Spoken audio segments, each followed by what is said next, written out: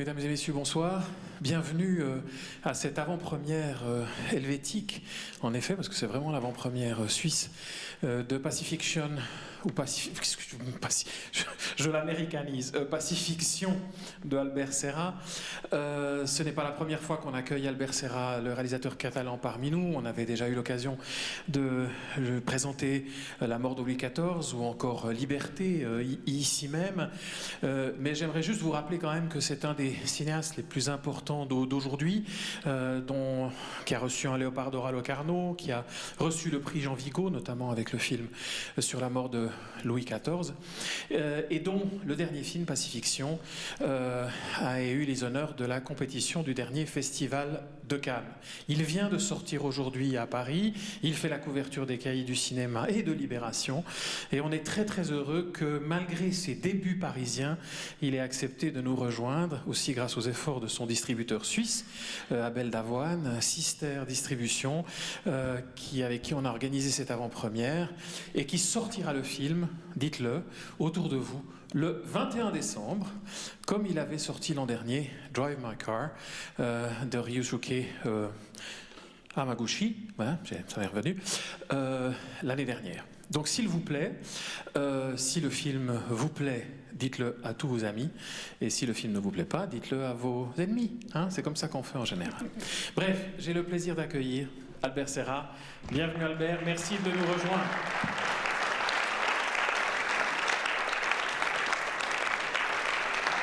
Bon, merci, bonsoir à tous. C'est vrai que c'est un plaisir de revenir toujours ici avec vous. Pour voir ce soir un film, c'est 2h45, ça c'est les mauvaises nouvelles, je pense que vous savez déjà. Mais la bonne nouvelle, c'est que le film de tous mes films, le film qui a le plus de succès, tout le monde adore. Alors que j'espère que ce sera la même chose ici. On dit qu'il y a 45 minutes qui sont géniales, que c'est très très fort, mais ce sont les dernières 45 minutes. Alors il faut rester jusqu'à la fin, et en plus, je serai ici pour faire un petit dialogue après la projection. Mais bon, c'est un film qui travaille sur les contemporains, ça c'est une autre bonne nouvelle, que je pense qu'il y a des petites angoisses, des petites tensions, des petites intuitions que nous avons tous par rapport à le monde d'aujourd'hui, qui sont plus ou moins bien reflétés, plus ou moins bien traités, mais avec toujours des images, avec le mystère, l'ambiguïté, l'ambivalence des images et la pureté du cinéma. Alors, comme expérience cinéma pure, l'idée de venir ici, de faire l'effort, de payer l'étiquette, etc., pour avoir quelque chose qui ne peut pas trouver ailleurs, je pense que si ça a du sens, ça a du sens avec des films comme ça. C'est vraiment la seule raison de se déplacer pour même des sensations physiques à la fin, parce que les films, il y a dans la simultanéité d'impression, etc., il y a quelque chose que je pense qui nous touche comme spectateurs dans une grande salle avec les autres spectateurs, et pour ça, pour voir un film qui est plus ou moins si complexe ou autant complexe que la vie. Alors, avec en plus une interprétation de mon point de vue génial de l'acteur principal et peut-être aussi de tous les autres acteurs, mais surtout évidemment. Non, mais parce qu'elle est forte, évidemment, de l'acteur principal, c'est un peu différent des autres. Mais en tout cas, je pense qu'à niveau d'interprétation, il y a aussi quelque chose d'intéressant par rapport à le futur du cinéma. Alors, bonne projection tout à l'heure. Bon, je crois qu'on peut dire bon voyage. Bon voyage, ça va très jamais ciblé. Ouais. Et à tout à l'heure. Merci. Merci. Merci. Pendant que tu t'installes, je vais peut-être commencer par poser quelques questions. Après, évidemment, la parole est aussi à vous. Mais une question évidente, c'est d'où est venu le film? C'est la question la plus simple, mais c'est vrai que l'origine du film peut être le point de départ de cette conversation. Oui, moi je voulais faire, j'étais un peu obligé à faire un film en français, comme les deux précédents, parce que c'était la logique de la production, mais en même temps, je ne voulais pas le faire en la France métropolitaine ou continentale. Alors je me suis dit, il faut faire quelque chose dehors, non, dans les territoires d'outre-mer. J'avais lu à cette époque-là des mémoires, autobiographie de la femme de Marlon Brando, qui était née à Tahiti. Elle racontait un peu sa vie et comme indirectement, tous les lieux avaient changé. Ce paradis de son enfance avait transformé quelque chose de différent. À cause du nucléaire un petit peu, mais bon, surtout dans sa vie privée à cause des Américains, son mariage avec Marlon Brando, qui ont commencé à avoir des tournages là-bas avec des équipes américaines, après avec le tourisme, tu sais, dans les années déjà avec les avions, etc. Et bon, cette idée de paradis perdu, de lier un peu, tu sais, moi j'ai fait beaucoup de films sur la décadence, sur cette période, tout ça, alors ça mais en même temps c'était le monde d'aujourd'hui. Et j'ai pensé que comme c'était une colonie, et j'ai senti que dans le monde contemporain, cette idée de ce pouvoir qui est un peu, pas en Suisse, mais dans les autres pays, oui, cette espèce de pouvoir un peu opaque, non, qui gère le destin de le reste de la population, et que ici on ne comprend pas exactement quels sont les intérêts cachés, les liaisons de ces pouvoirs de la richesse avec les États, non, et de plus en plus, il y a moins de jeunes à la moitié. Tu sais, les riches sont chaque fois plus riches, les pauvres chaque fois plus pauvres. Et tu sais, à la moitié, il y avait la bourgeoisie, les fonctionnaires. C'est en train de se paupériser.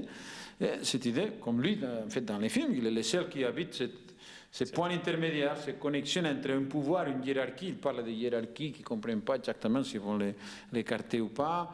Et la population, en même temps, c'est un politicien, tu ne sais pas jusqu'à quel point il est un cynique, ou quelqu'un qui est sérieux ou pas, ou je ne sais pas. On ne comprend pas exactement son caractère, mais c'est la logique d'aujourd'hui. Alors, tu sais, et comme ça dans les colonies ou les ex-colonies, ça c'est plus graphique, je me suis dit, on va parler sur le monde contemporain, mais comme si on était dans une colonie. Mon théorie, c'est que le monde, toute la Terre, la planète, va être une colonie dans le futur, des riches. Et toute la logique coloniale, ça va revenir sur la forme de l'argent. Tu sais, pas en Suisse. Pas en Suisse. L'argent est ici aussi, quand même. Oui, mais c'est une autre forme. Tu sais, une autre forme de contrôle. Mais là, non. Alors là, on est européen, tout ça. L'Allemagne, elle n'a plus d'énergie. Tu sais. C'est pas les gens les plus intelligents du monde. Hein. Prévoir que si tu as une personne qui va te subministrer l'énergie, un jour il va changer la vie, tu es sans énergie pour toutes les entreprises du pays, il ne faut pas être un génie pour prévoir ça. Je pense, même moi, je pourrais l'avoir prévu. Même moi. Et je le dis sincèrement. Parce que si tu connais un peu de l'histoire et de la Russie, tu comprends qu'ils sont très bien. Moi, j'aime beaucoup. Je suis allé 12 fois là. Mais en même temps, c'est un autre monde. Ça arrive. Bon, on oublie ça. Mais l'idée de ça, de vraiment parler sur le monde contemporain, cette petite angoisse, cette petite tension, non? Je ne sais pas si c'est dérivé de la inégalité, je ne sais pas, de cette côté de l'absence de pouvoir dans les États, je ne sais pas. Ou du nucléaire, qui est devenu à la mode, paradoxalement, parce que quand j'écris le scénario, il n'y avait pas de nucléaire. Tu sais, c'est avec la Russie, l'invasion de l'Ukraine. Et soudainement, après le tournage du film, pendant le montage, la fin du montage, on dit ça revient, non, ça revient sur les infos. Et bon, ça a été un petit côté visionnaire. Et c'était cette combinaison de sensations, de petites observations sur l'humain d'aujourd'hui, mélangées avec cette esthétique. Non, de la Polynésie, cette idée des cartes postales, des clichés, exagérés même. Parce que si tu vois les films, bon, toutes les couleurs sont hyper saturées, même, tu sais, poussées dans les côtés artificiels. Mais en même temps, tout ce qui se passe dedans, c'est assez sombre, c'est assez triste, c'est assez organique, parce que les jeux d'acteurs, ce que j'ai dit au début de la présentation, tu sais, ça donne, tu sais, tu y crois tout le temps. Tu crois à tout ce qu'il dit, tu es un peu fasciné, hypnotisé même dans la dernière partie du film, je pense, pour cette paranoïa qui monte, et toi, tu partages un peu son point de vue. En fait, le film, ce n'est pas un film sur le monde, c'est une description du monde, c'est un film sur la perception du monde. Et dans ces cas-là, avec la tête de ce personnage. Mais, tu sais, il y a quelque chose de troublant. Alors, on suit ça, et moi j'ai aimé surtout ce qui était déjà dans mes films précédents, l'idée de l'artifice extrême, de huis clos, sur un île, sur un univers assez comment dire, stérile, assez comme estancado, non? Aguas estancadas, c'est comme des eaux qui sont... Stagnantes. Stagnantes. Et non, une île, le personnage, tu vois, on est dans une île, tu vois du point A, tu sors et tu reviens au point A. Non, il n'y a pas beaucoup de... Alors, Et j'ai pensé que la combinaison de ces deux éléments, ça pourrait marcher. Et en plus, la fantaisie du nucléaire dans les scénarios et dans les tournages donnait, sans les montrer. On était tentés. On avait, par exemple, essayé d'acheter des images du nucléaire, tu sais, les typiques images des champignons, images documentaires. Et après, déjà, c'était pas cher, on pouvait les avoir achetées, mais je ne sais pas, on les a mis. Pourquoi? On n'a pas besoin de ça, tu sais.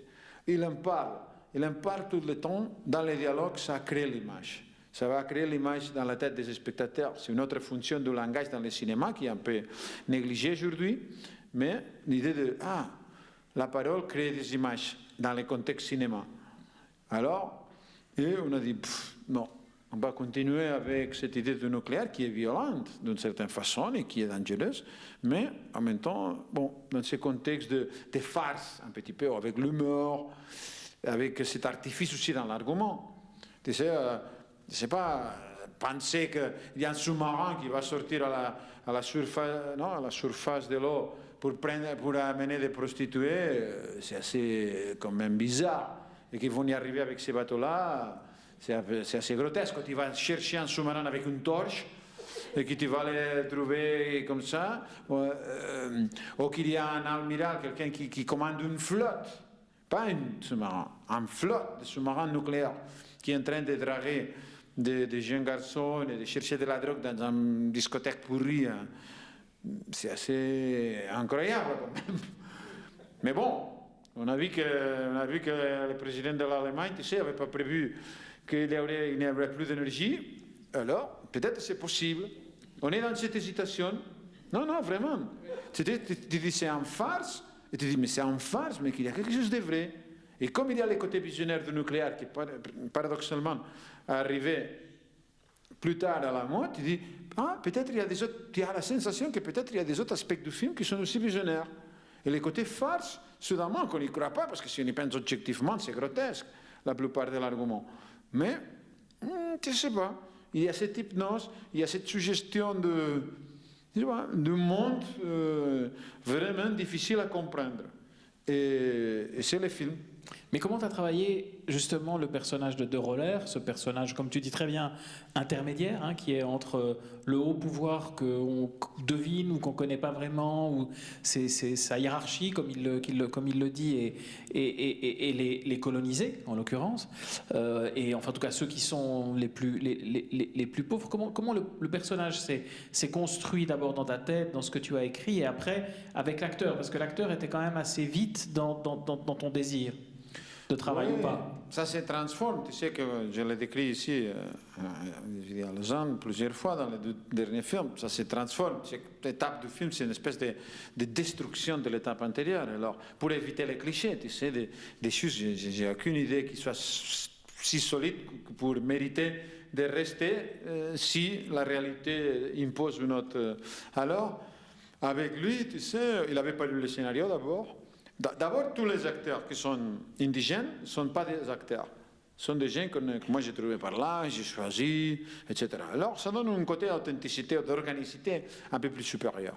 Le mélanger, lui, avec des autres acteurs qui sont des acteurs à moi, les gros, aussi Sergi Lopez, qui c'est un acteur connu, Marsuzini, qui a travaillé avec moi, mais qui fait plutôt des théâtres, il fait presque jamais de films. Bon, c'est un mélange assez hétérogène, quand même, des techniciens du film, tu sais, qui sont aussi dans le casting, comme tu fais toujours.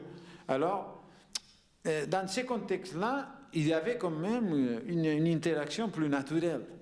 Parce que les codes de représentation ont un peu disparu. Tu sais, dans un contexte assez ingérable pour un acteur professionnel.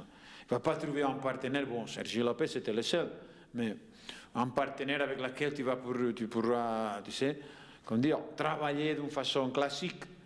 Et moi, j'essayais de les séparer, de les mettre jamais dans les mêmes scènes. Alors, toi, tu es là. Bon, tu sais déjà, il y a les 3 caméras que j'utilise toujours. Il faut peut-être l'expliquer parce que moi je sais, mais enfin tout le monde ne le sait pas. Peut-être. Moi, je travaille toujours avec 3 caméras, c'est-à-dire avec des petites caméras. Dans ce cas, c'était pour les gens qui connaissent la technique, c'est Blackmagic Pocket, avec des optiques 16 mm zoom. Et le directeur de photographie, lui-même, il opère une caméra. Tu sais? Et il y a... Non, parce que ça faisait... Et il opère une caméra, le directeur de photographie. Il y a 2 autres opérateurs, alors c'est 3 opérateurs. Ils ont 0 assistant. Aucun assistant caméra. Ils se gèrent son trépied depuis le matin jusqu'à le soir. Alors, ça veut dire qu'ils ont une certaine élasticité. Ce n'est pas des trépieds lourds. Et même pendant la prise, que ce sont des prises très très longues, tu sais, ils bougent. On se communique avec des signes, etc. Après, moi, je ne parle pas avec les acteurs. Les acteurs n'ont pas lu le scénario. Même pas Magimel. Alors, tu sais, bon, déjà ça. À partir d'ici, moi j'ai toujours la théorie dans mes films que la caméra, en spécial dans ces conditions spécifiques, de mes tournages, ma façon de tourner, il va toujours capter des choses qui sont invisibles, et ça je l'ai fait de la comprobattion depuis mon premier film. C'est complètement invisible à les yeux humains pendant le tournage. Et on dirait que les choses les moments de plus grande qualité esthétique du film sont encore plus invisibles. Tout ce qui est banal, tu peux le voir. Tout ce qui est la vraie qualité, non. Alors, l'acteur est là, 3 caméras qui bougent, des prises très longues, je ne me communique jamais, il ne connaît pas les scénarios, tout est un peu chaotique. Évidemment, il y a un lieu, une petite scène, mais bon, ça... Et à partir d'ici, l'acteur, tu sais, il perd tout espoir. Il perd tout espoir de se communiquer avec la caméra. Déjà, il y a 3, tu ne sais pas qu'est-ce qu'ils font en plan serré, s'ils font en gros plan. Ils sont en train de bouger pendant la prise. Tu perds tout espoir de te communiquer, d'offrir, même comme cadeau, quelque chose à la caméra. C'est perdu, ça. Et tu rentres dans un côté, comme dire, d'impuissance, d'abandon, on pourrait dire, parce que tu es abandonné en face de caméra sans aucun soutien, de vulnérabilité, parce que tu as perdu tout le contrôle de ton propre image, parce que tu sais quoi, qu'est-ce que tu vas offrir, il y a 3 caméras, c'est trop long, tu ne peux pas être concentré. Tu sais, c'est impossible, non, c'est pas compliqué, c'est impossible. Alors tu rentres dans une vulnérabilité très très grande, que c'est la porte ouverte, de mon point de vue, à que la caméra capte des choses qui sont invisibles aux yeux humains, et en même temps, une espèce de nouvelle innocence, parce que l'acteur a perdu le contrôle de son propre image. Malgré tout, il est là, les costumes, les décors, les dialogues, tout est pointu. Tu sais, tout le reste, apparemment, est parfait. Et tu sais, ça reflète évidemment avec les petites idées grotesques, tu sais, que je dis avant, au niveau d'arguments, etc. Mais apparemment, tout marche. Ce qui ne marche pas, c'est l'acteur-là. Mais en même temps, il se réintègre à cause de cette vulnérabilité parce qu'il devient très organique. Il n'y a aucune autre solution. Les codes de la représentation, dans la complexité de toute cette multiplicité de sensations qu'on voit dans les films d'ailleurs, c'est tellement banal. Et même un acteur qui n'est pas un génie, qui ne sont pas des génies normalement, tu sais, il voit que... Tu sais, essayer de représenter quelque chose à côté de la complexité, de la subtilité, de l'ambiguïté de tout ce système, c'est grotesque. Il se sent comme un clown. Parce que là, non, c'est une autre histoire. Même avec les indigènes, qu'est-ce que tu vas les dire? C'est des gens qui n'ont jamais joué dans un film. Ils sont très... Tu sais? Et c'est surprenant parfois, les réactions. Il y a une scène là dans les films que c'est très drôle, l'anecdote est drôle. Magimel, par exemple, dans les scènes, il avait l'oreillette. Et dans une scène à la moitié, quand il discute avec les leaders locaux qui vont faire une petite révolte dans la rue, je ne sais pas, il dit de modérer la réaction, de faire une espèce de deal pour éviter les essais. Bon, dans cette discussion avec l'américain aussi mystérieux, etc. On avait fait une première prise, lui avec l'oreillette, Benoît, bon, l'oreillette, facile, le dialogue. Deuxième prise, je dis Benoît, parce qu'on faisait toujours comme ça, parfois avec l'oreillette, parfois sans. Bon, et sans oreillette. Mais il ne savait pas, par exemple, que j'avais préparé, parce que comme il arrivait toujours 3 heures en retard, ou 2-3 heures en retard, on avait du temps pour préparer quand même. Et il nous a jamais mis de la pression. Après, quand il arrivait, 2 heures en retard à 3, il disait, si on devait attendre 30 secondes, il était furieux. Alors tu dis, bon, mais écoute, même pour, je ne sais pas, pour bouger un café, ça prend 3 secondes, c'est-à-dire, bon. Mais il arrivait en retard. Alors, j'avais du temps pour préparer avec l'autre acteur. Et j'avais beaucoup préparé les scènes. Tu sais, je lui ai donné des phrases, leurs arguments, pour être très, très malin, très agressif, tu sais. Et en plus, sans Benoît le savoir, je lui ai donné l'oreillette à l'acteur. Déjà, il était jaloux de lui. Parce que lui, il était plus grand, plus beau, il parlait pas mal, et comme acteur, il était assez, tu sais, résolutif, on pourrait dire, au minimum. Il était jaloux. Et dans la deuxième prise, il avait fait la première prise, bon, après, soudainement, il se rend compte qu'il commence à lui dire des réponses très agressives, que c'est qu'on voit presque dans les films, c'est plutôt basé sur la deuxième prise. Et le type devient agressif, il est très malin, il dit des choses comme ça, tu sais. Et lui, il ne sait pas quoi répondre. Parce qu'il n'a pas l'oreillette, il n'avait pas prévu ça, il est là. Et comme la seule loi qu'il y a dans mes films, c'est jamais, que ça, il a été très fidèle jusqu'à la fin. La seule loi, c'est, tu es là, tu fais ce que tu veux, mais tu n'arrêtes jamais de jouer, tu ne me regardes jamais, tu ne me réponds jamais si je parle, que je ne parle pas, mais... Et tu ne regardes jamais la caméra. Après, tu fais ce que tu veux. Tu sais, si tu n'aimes pas ça, tu t'en vas, mais tu restes dans le cadre. Non, avec cette liberté, si tu as envie, tu es fatigué, tu te reposes, tu fais ce que tu veux, mais toujours en face de la caméra et en train de jouer. Alors, il devait supporter tout ça, parce qu'il avait accepté ses points de départ depuis le début du film, et il a tenu jusqu'à la fin, ce qui n'est pas évident avec tous les acteurs. Bon, et il était tellement, comment dire, tellement énervé pour son impuissance de ne pas savoir quoi en tant qu'acteur.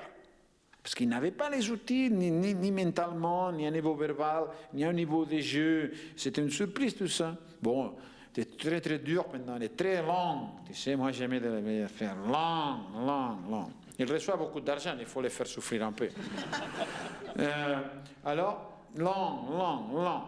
Et fini la scène, il était tellement énervé et fâché, il vient et me dit, Albert, viens. Et je voilà, il me dit, Albert, moi je ne permets jamais que quelqu'un me parle comme ça. Hein. Je dis, ah bon? Il me pointe et me dit, même pas dans la fiction. Même pas dans la fiction, je dis. Et là, tu vois que le système marche. Parce que, tu sais, tous ces problèmes d'acteurs, d'avoir pas... Non, toute cette tension d'angoisse, d'incommodité en tant qu'acteur, dans les films, on le lit en tant que personnage.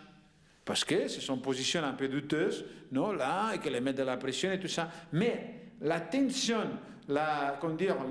l'inquiétude, l'impuissance, tout ça, c'est réel. Parce que c'est l'impuissance de l'acteur, pas du personnage. Alors, tu sais, c'est comme une espèce de victoire, mais ça, tu ne peux pas les capter facilement avec les yeux humains, tu ne peux pas les préparer, ça. Ce sont des circonstances assez complexes et qu'après, par hasard, ils seront captés subtilement pour la caméra à un moment donné. Et toi, après, si tu as un peu de chance, dans les montages, il y aura suffisant raccord, suffisante organicité, suffisante homogénéité sur tout, et tu pourras l'utiliser. Mais c'est clair que tout mon travail là, à ce moment-là, c'était pour, comme dire, provoquer, sans lui le savoir, l'acteur, pas le personnage. On n'a jamais parlé de... Il n'avait jamais lu le scénario, il ne savait pas. Quand ils prennent l'oreillette, non, normalement, je lui disais, toi, dis l'oreillette. Et je lui dis, l'oreillette, et répéter les phrases vite. Et si tu te trompes, tu avances, tu continues. Tu sais, tu continues. Il n'avait pas lu le scénario dans chaque scène. Là, il était très courageux parce qu'il était très rock'n'roll, il acceptait tout. Il dit, ah oui, l'oreillette, on fait ça. L'oreillette, phrase. Il ne savait rien de son personnage, ou très peu. Tu sais? Il ne savait rien de ses interlocuteurs en face. Il ne savait rien de l'escène, qu'est-ce qu'il va donner, il doit faire quoi, il doit dire quoi, c'est qui une, c'est qui l'autre, c'est qui va dire quoi, qu'est-ce qui ça va arriver, ça va durer 5 minutes, ça va durer 45 minutes, c'est quoi ça? Il ne savait rien. Et il acceptait un peu cet temps. Mais l'oreillette, c'est à côté du cerveau. C'est-à-dire que, tu sais, tu es là et que pour répéter les phrases, tu dois être hyper concentré parce que dès que tu en dis une, tu en as une autre qui arrive pour le faire dans le thème réel qui soit crédible. Déjà, très concentré. Après, en temps réel, comprendre qu'est-ce qui se passe là avec les phrases. Et qui est cette personne, qui est l'autre, et te dit ça pourquoi. Et en même temps, jouer d'accord. C'est-à-dire faire quelque chose de cohérent, d'accord avec ça. Tout en temps réel. Parce qu'il ne savait rien. Alors, ça demande une telle concentration, faire ça, et lui, il l'avait, hein, parce qu'il était très compétitif. Ça, surtout dans la première prise, après, il s'est fatigué facilement. Mais dans la première prise, il était ultra compétitif. Il voulait démontrer qu'il était le meilleur. Tu sais? Et en même temps, il avait de l'imagination verbale, il avait certaines qualités qui accompagnaient bien cette méthodologie. Par hasard, je ne le savais pas avant. Mais encore, ça demandait une telle concentration d'être là, et tu sais, le système nerveux, c'est ici, le cerveau c'est ici, mais tu dois te faire ça, ces trois choses en même temps, tu perds complètement le contrôle de ton corps. Tu perds complètement le contrôle de tes réactions. Tu ne sais pas comment tu vas réagir, comment tu vas bouger. Tu sais? C'est vraiment le rêve du cinéma muet, des surréalistes. Tu sais, avec Keaton, Harry Langdon, tous ces gens-là qui disent non, c'est comme un animal. Tu sais, le corps avance. Le corps bouge, il va avancer à le cerveau. Cette idée que c'est tout le contraire de l'école de la représentation. Tu as un acteur, n'importe quel acteur de studio, quelle merde ils ont appris, que ça sera toujours le cerveau qui va donner des ordres au corps. Là, non, parce que son cerveau est occupé avec un travail tellement difficile et occupé parce que l'oreillette, c'est à côté du cerveau, tout ça se passe ici, dans la tête.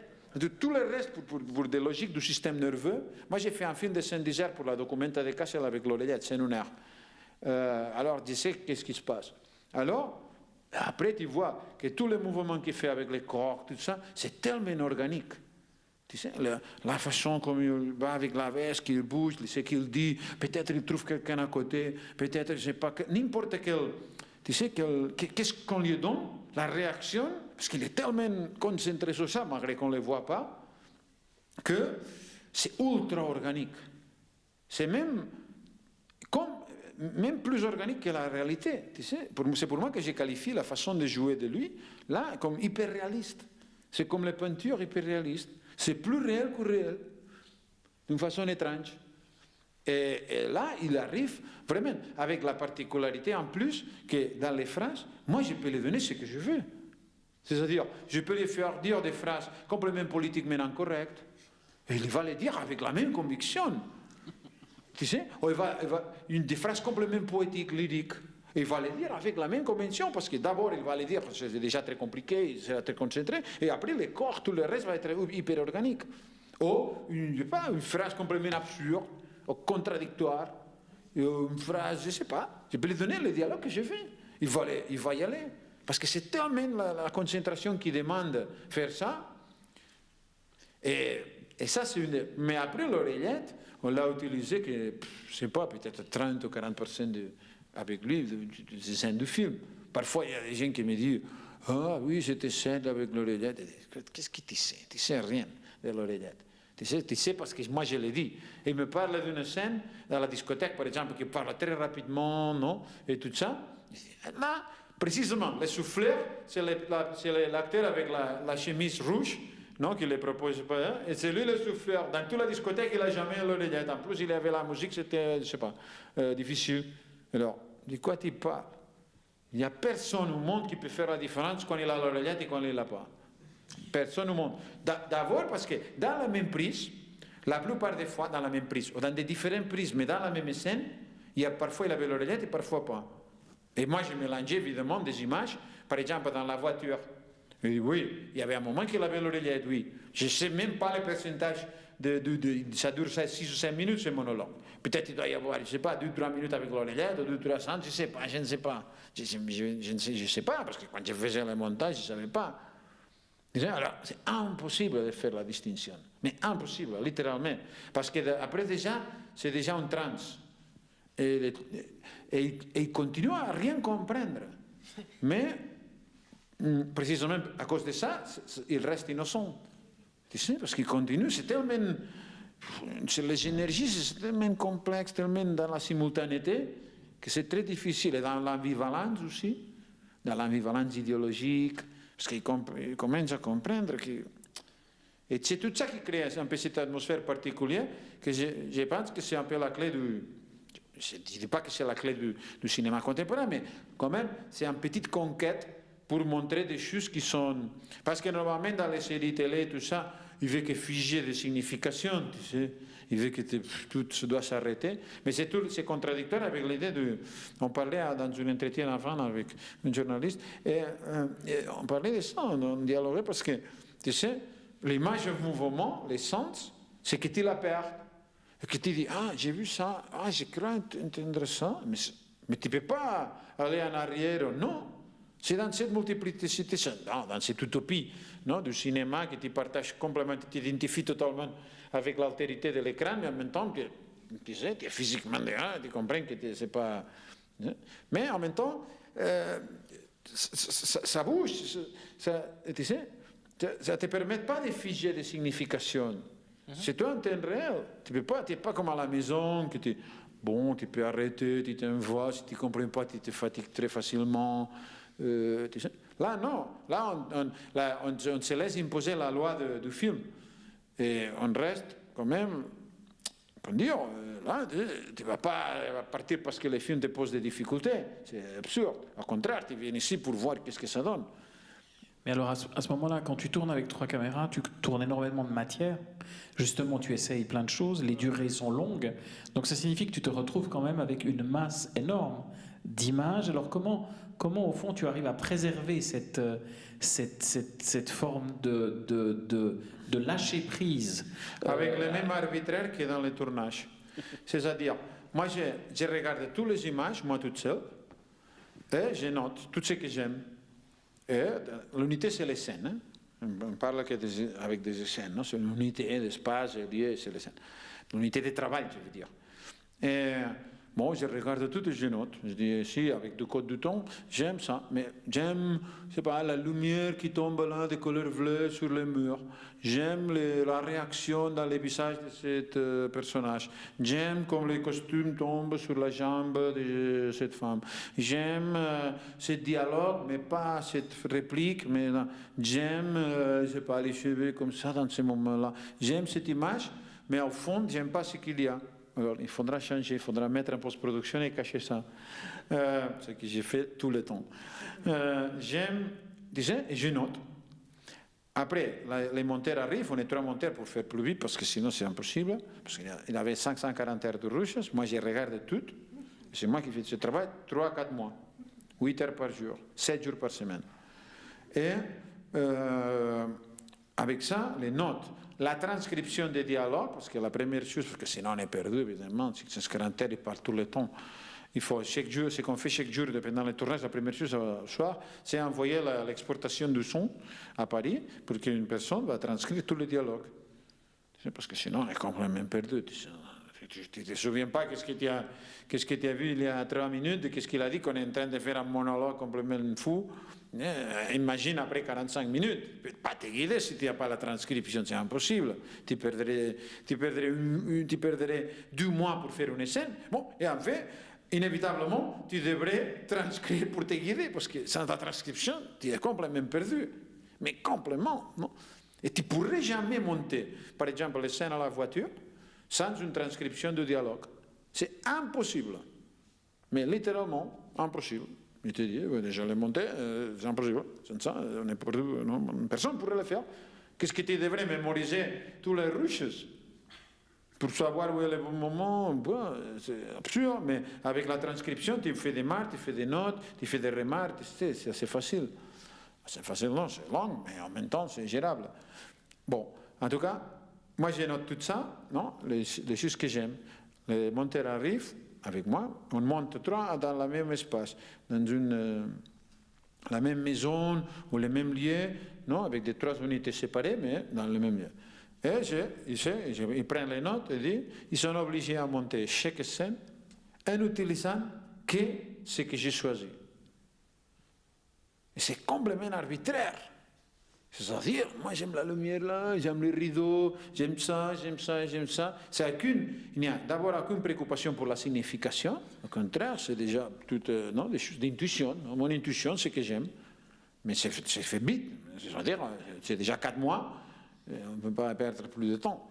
Et, bon, ils sont obligés à, comme dire, c'est un puzzle. Non? Comment on dit, un puzzle? Un puzzle.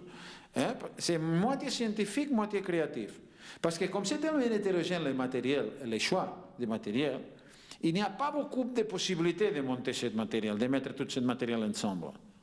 Parce que, tu sais, ça ne marche pas.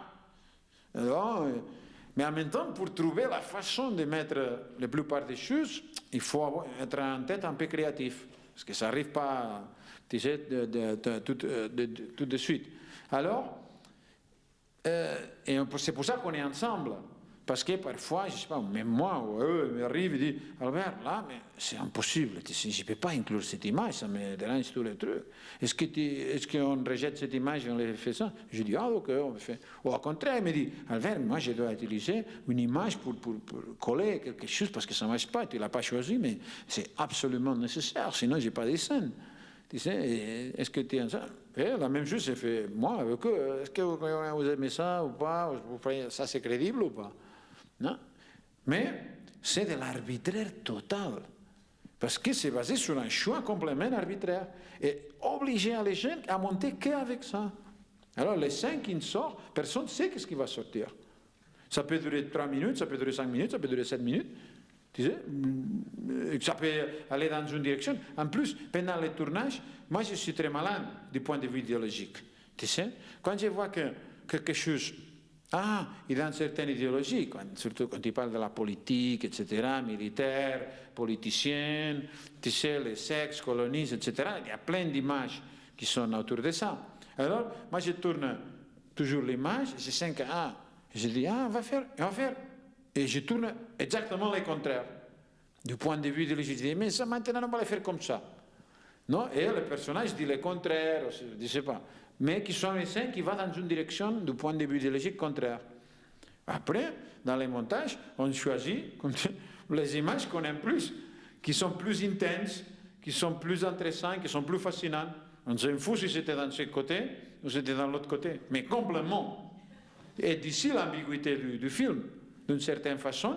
Et d'ici, je pense que le film peut parler du monde contemporain parce que je pense que le monde contemporain, c'est plus proche de cette ambiguïté.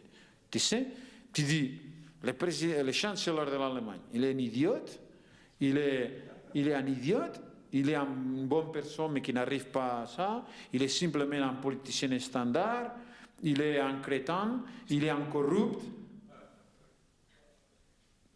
Dis-moi, je ne sais pas si... C'est difficile à dire. C'est-à-dire, et ça, je pense que cette ambiguïté, c'est plus réel que jamais. Tout à fait. Parce que dans le monde des circonstances, surtout à cause de ces intérêts cachés, à cause de cette opacité du pouvoir, malgré tout ça, tu ne comprends pas. Tu dis, c'est pas possible qu'il soit si bête et qu'il va tous les fins de semaine avec son fils et sa fille, tu sais, et qu'il va un fin de semaine avec sa femme et les filles, et il n'y a plus d'énergie. Il y avait quelques mois avant. Et tu te dis, mais Poutine, tu crois que Poutine va un fin de semaine avec ses enfants et sa femme? Ça n'a pas l'air.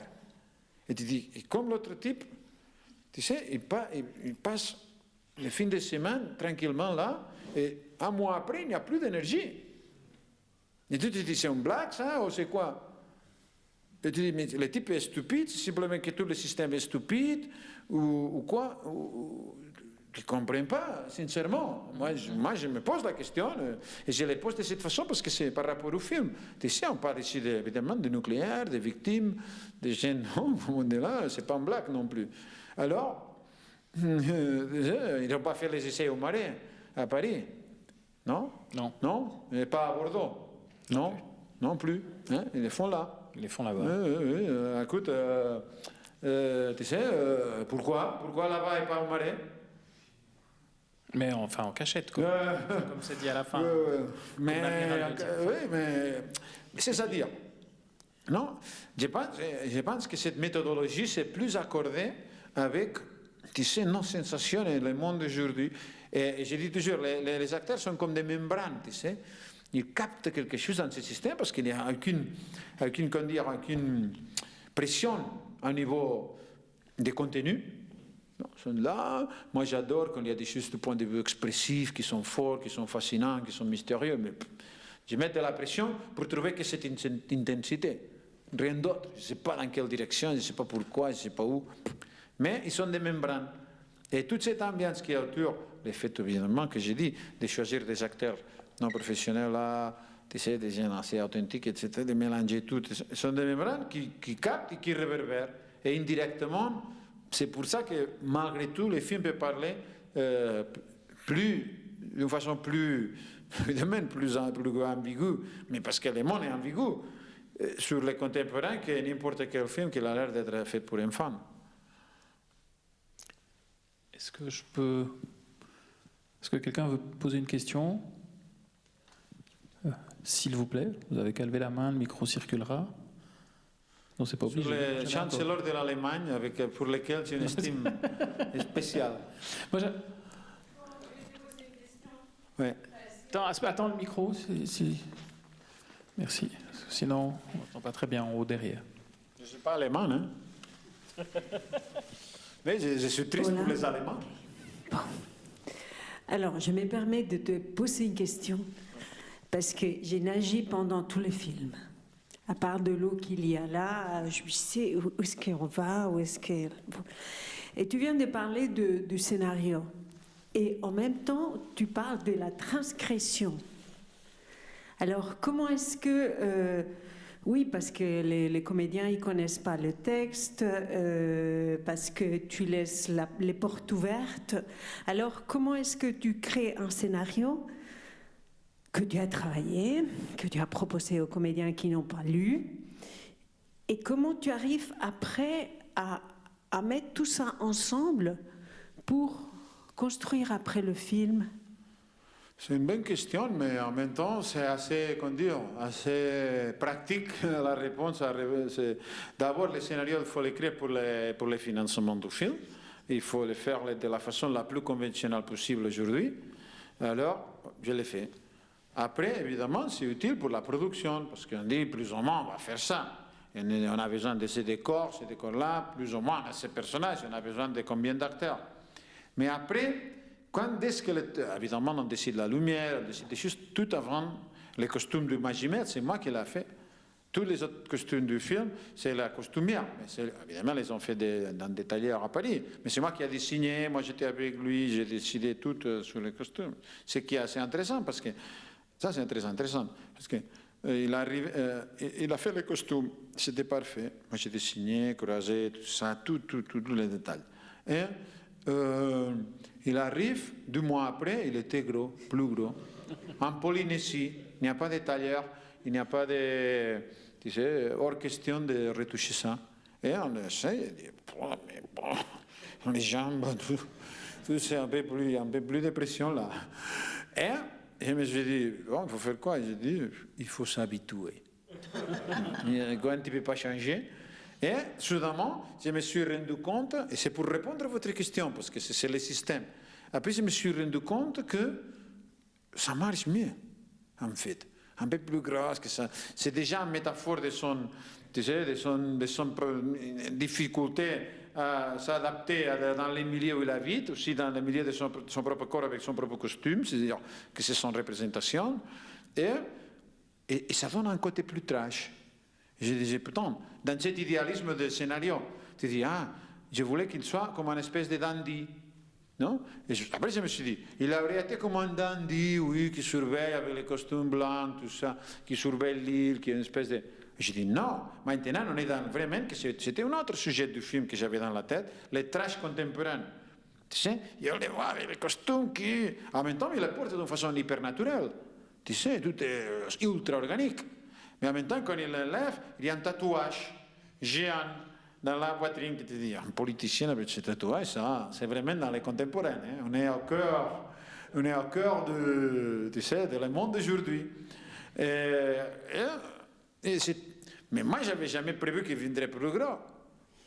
Évidemment, parce que je pensais qu'il viendrait comme c'est normal.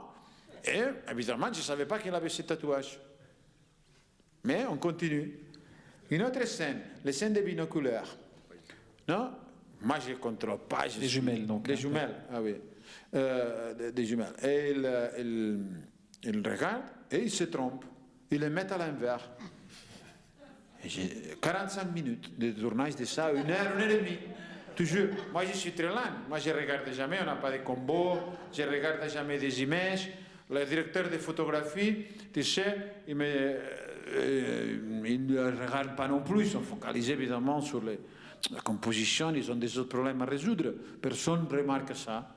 Au soir, quand le directeur de photographie fait toujours un checking très rapide de 5 minutes, 3 minutes, pour voir, surtout au niveau de look, les images, la lumière, tout ça, il dit, ah, ça marche. Il dit, j'ai vu là, génial, Benoît, avec les jumelles, génial, il est très bien, tout ça. Je dis, ah, tant mieux. Et on commence le montage, moi, je commence à regarder les Russes, moi toute seule, et je dis, putain, c'est pas les jumelles, c'est quoi ça? Tu sais? Je regarde, oui, il arrive le monteur, je dis, tu n'as pas vu, c'est les jumelles, c'est à l'inverse, il s'est trompé, mais c'est complètement absurde, comme quelqu'un peut se tromper pendant 45 minutes et mettre les jumelles à l'envers, tu sais.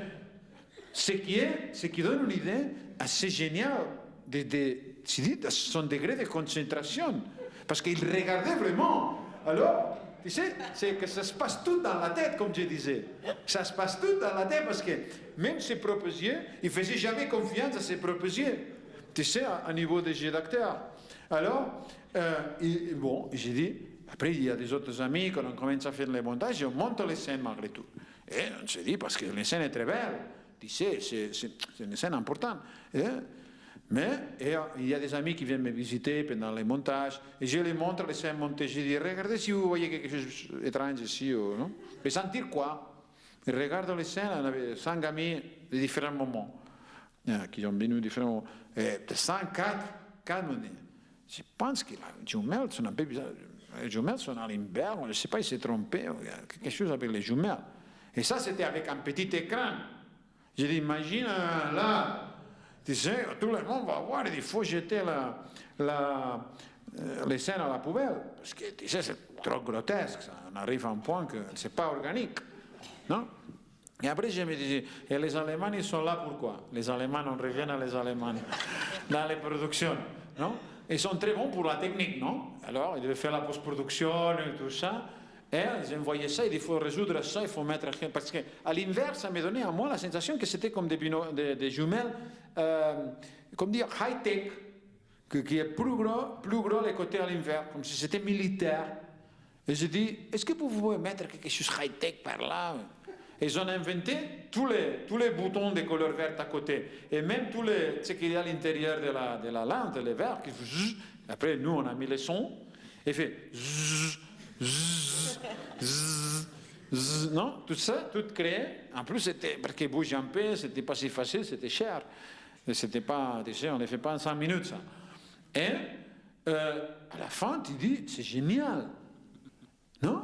Et tout le monde les voit, personne ne peut remarquer que, parce que ça a l'air encore vraiment des jumelles high-tech, militaires. Et qui soit à l'inverse, ça aide encore.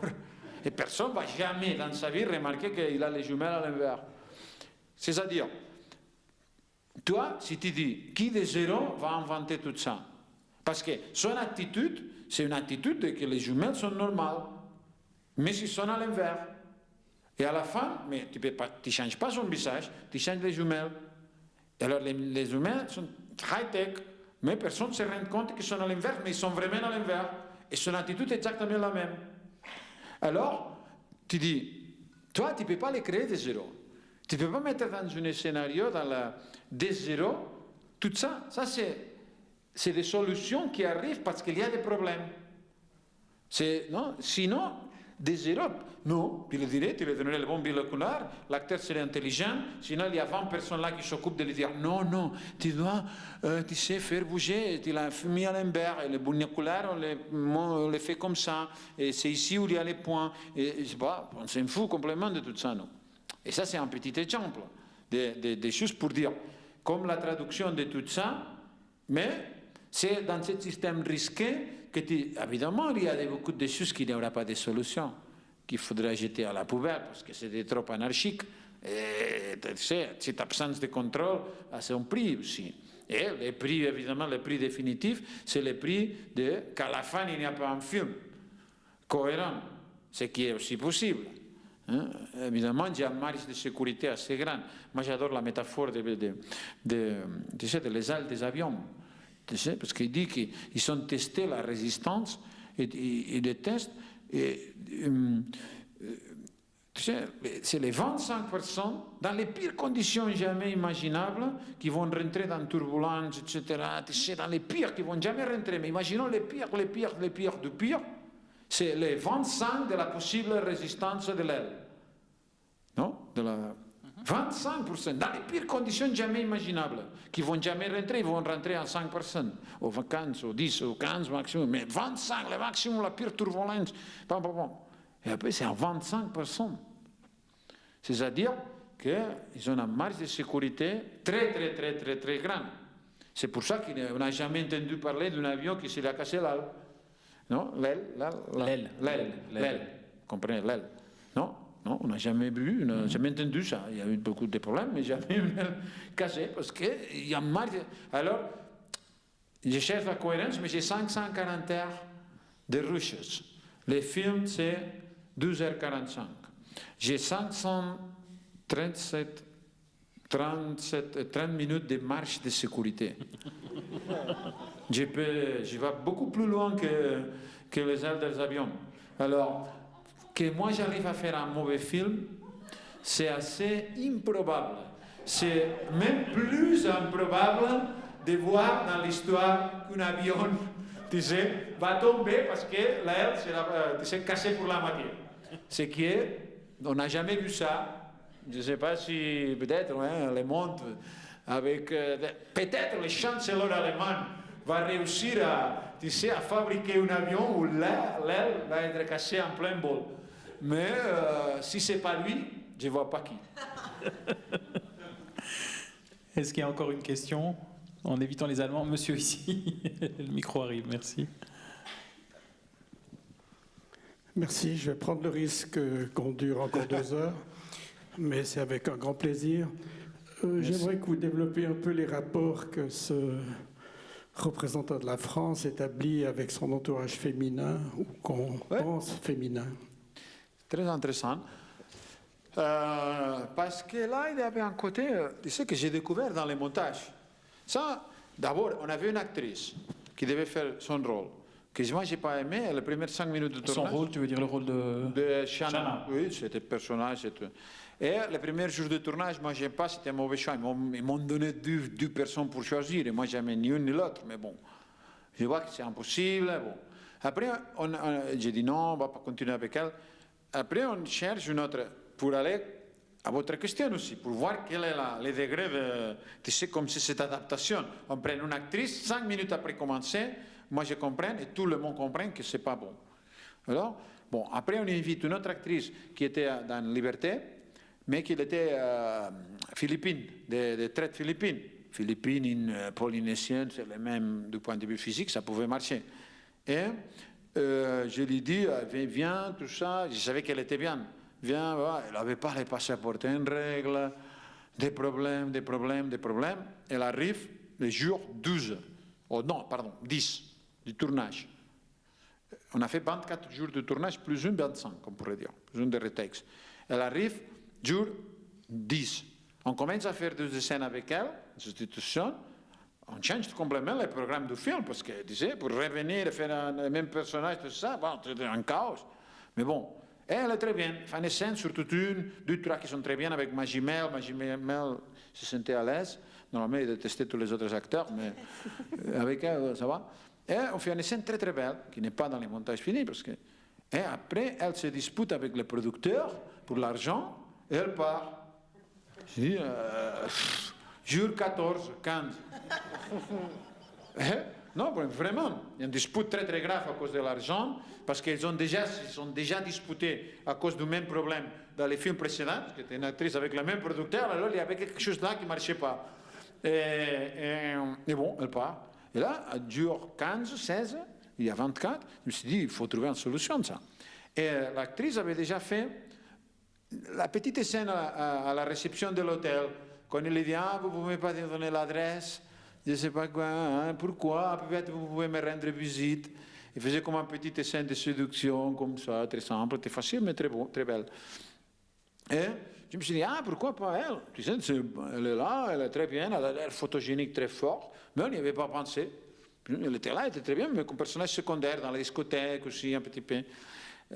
même si on n'avait pas tourné les grandes scènes de la discothèque, c'était les 2 derniers jours. Mais, bon, moi je comprends, j'aime bien, tu sais, l'attitude, tout ça, et on dit, on va faire avec elle. Et vraiment, on se dépêche les derniers 8 jours pour essayer de faire tous ces rôles avec elle. Après, dans les montages, je me commence à rendre compte jusqu'à quel point c'était une décision intéressante. Encore une décision qui n'aurait jamais arrivé depuis le début, au moins, parce que c'est deux autres actrices qui sont parties. Alors, et après, je me souviens que, et on voit les côtés trans dans les montages. Non, on commence à y penser. Parce que là, c'est très, très naturel. Là, tu sais que c'est social. S'il y a 2 enfants, on dit Réré, Mahou, s'il y a 2 enfants dans une famille, tu sais, pour des raisons historiques là, le 3e enfant, si c'est un homme, il est élevé comme une femme pour la famille. C'est social, c'est historique. Non, elle s'habille, elle fait les fonctions, les maquillages, mais qu'avec les costumes et les maquillages, mais en permanence. Elle fait les fonctions d'une femme, et enfin, tu vas dans les bars, tu vas dans les lieux, et tu le trouves constamment. Ça, c'est ce qui surprend les Germains, même aujourd'hui, parce que c'est tout basé sur les maquillages et les costumes. Et surtout parce que, ça, j'ai compris dans les montages, il n'y a pas de revendication, il n'y a aucune imposition. C'est quelque chose qui ne vient pas de... C'est pas identitaire, parce que ça ne vient pas d'elle. Elle a rien, elle est un bébé, quand elle est choisie pour la famille d'être une femme. Mais en même temps, c'est tellement harmonieux, et ça va un peu dans la direction de ce paradis. Non, les films, c'est sur un paradis perdu. Cette idée de paradis de Gauguin, tu sais, tout est en harmonie. Même ce changement de sexe, ou des fonctions sexuelles, on peut dire comme on veut, c'est naturel. Et moi, quand je regarde les visages, tu sais, j'ai regardé les visages, j'ai dit, putain, c'est tellement naturel. Tu sais, c'est tellement intégré d'une façon tellement, je ne sais pas, fascinante, non? Ça dans les montages. Mais je les voyais un petit peu dans les tournages, mais la vraie qualité est invisible. Et dans les tournages, je voulais dire, il y a quelque chose de naturalité très fort, et je dis, il faut la faire méchante. Tu sais, pour faire contraster, pour le faire encore plus ambigu, parce que le visage c'est tellement naturel et ce côté trans c'est tellement fascinant qu'il faut la faire méchant. Et puis quand il le dit là, qu'il va dans l'avion, et dit l'autre secrétaire, déjà quand il... Non, tu sais, c'est un personnage un peu méchant d'une certaine façon. Après, c'est émouvant quand il y a les scènes d'amour, là, qui dit tu seras mon bras armé, tu es un lion dans la porte de la maison. Tu sais, c'est assez étonnant. Parce que l'émotion est réelle, en même temps tout est hyper artificiel. Ce que j'ai fait avec l'oreillette, de lui donner des phrases complètement grotesques. Tu es un lion, tu seras mon bras armé, tu sais. Et malgré ça, moi, on y croit. Tu sais, on y va à fond. Mais avec elle, c'était ça. Tu sais, parce que ça serait. Imagine que tu décides, on va faire avec une trans. C'est tel le degré d'implication que ça, en plus aujourd'hui, ça veut dire que tu ne vas jamais trouver cette naturalité. C'est impossible. Il y aura toujours plein de choses qui seront soulignées, une espèce de revendication, il y aura plein de choses que moi je ne suis pas contre ni pour, mais c'est-à-dire que du point de vue cinématographique, il n'aurait pas le même intérêt. Ça sera déjà une idée de scénario inévitablement, parce que ça implique beaucoup, c'est trop lourd ce sujet aujourd'hui. Tu sais, c'est très difficile de l'alléger, non, de l'alléger.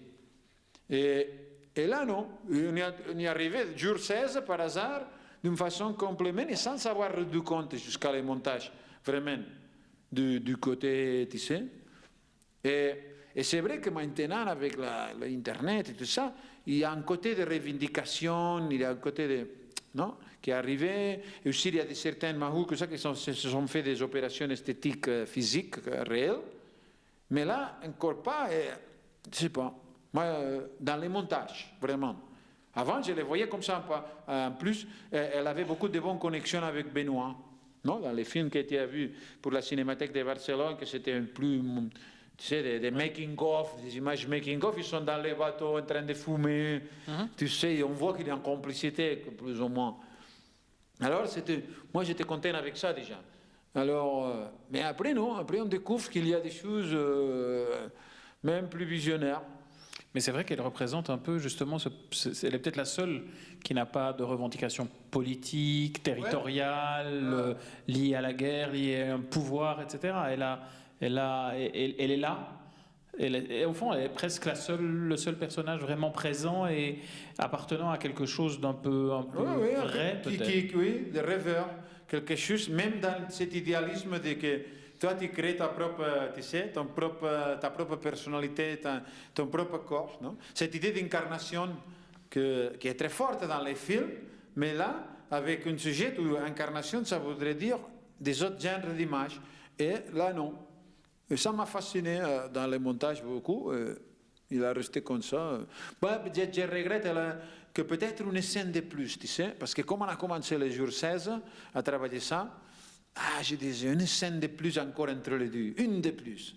Pour le film, peut-être pour les structures du film, pour la force du film, peut-être ça aurait encore été mieux et légèrement plus émouvant. Mais bon, c'est une observation à moi que je sens qu'une scène de plus aurait pu encore être plus fort. Entre les deux, je veux dire. Entre mes jumelles, mais on ne peut pas avoir tout. On ne peut pas avoir l'anarchie et en même temps, tu sais, la perfection. Ça, il faut accepter. Dernière question. Non. Sinon, je crois qu'on peut remercier Albert. Merci beaucoup. Merci à vous. Merci beaucoup pour le film qui sort le 21 décembre et qui nous nous. Merci. Merci Albert. Merci de nous avoir rejoints. J'ai tenu la promesse de que c'était unique, non? Ça, c'était clair. On ne peut pas trouver un autre similaire comme ce film, alors au moins, ça, vous pouvez le dire à vos amis. Et vous irez voir ça. Je ne sais pas si c'est bon ou pas, mais c'est unique, ça, c'est sûr. Bon, merci. Bonsoir. Merci à vous.